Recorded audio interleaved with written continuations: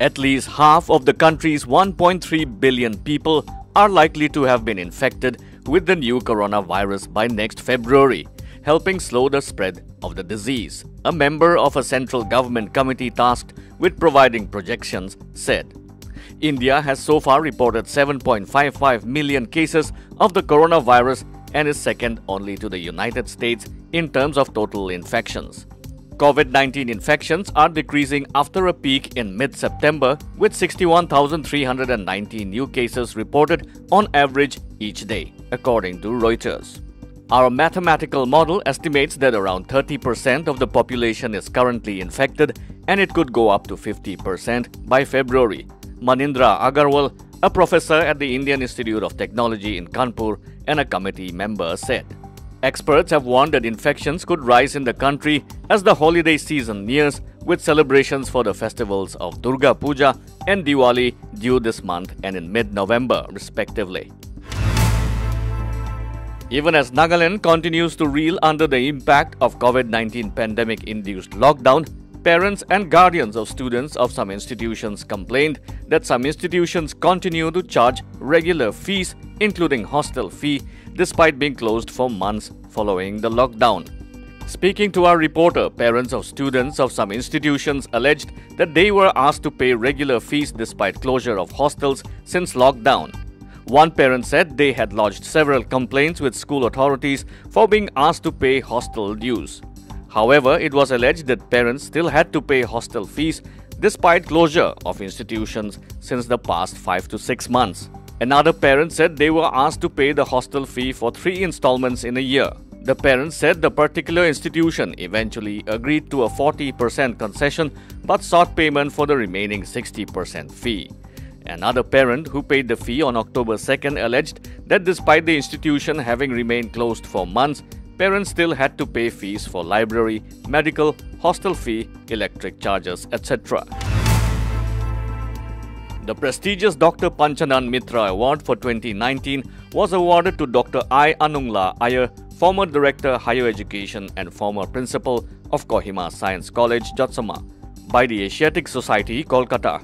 According to DIPR report, in March 2012, the Department of Anthropology, Kohima Science College, Jotsama, and the Asiatic Society jointly organized a national seminar during which Dr. I. Anungla Iyer played a central key role.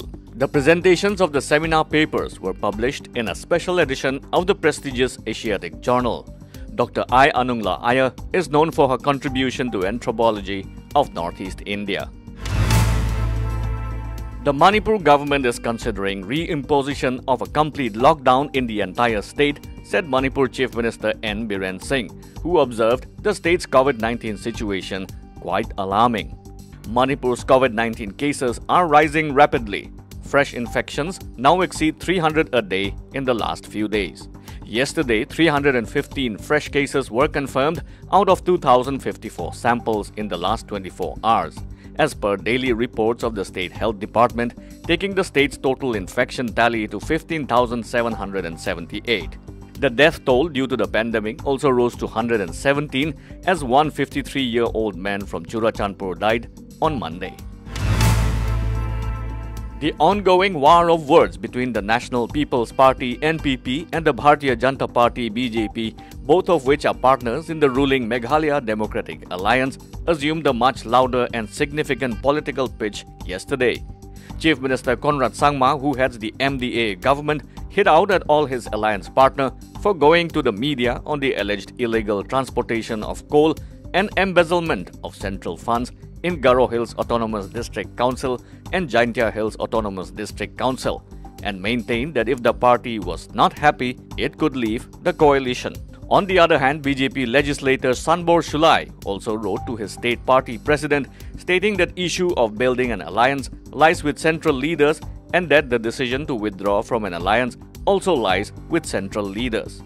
The BJP has been accusing the NPP of its alleged involvement in corruption and had even filed an FIR with the CBI on the misappropriation of central funds in the Garo Hills Autonomous District Council and Jaintia Hills Autonomous District Councils. In a snub to China amid border tensions, India today said Australia would join the high-level Malabar naval exercises, which makes it the full Quad or Quadrilateral Coalition along with the US and Japan. The Malabar exercises will take place in November in the Arabian Sea and the Bay of Bengal. The mega drill started in 1992 as a bilateral exercise between India and the US. Japan joined in 2015 and now Australia is the latest entrant.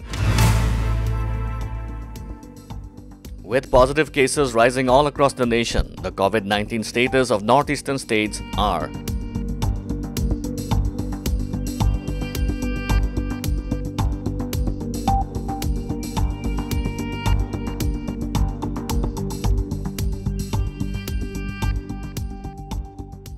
like, subscribe and hit the bell icon for news that matters and stories that inspire.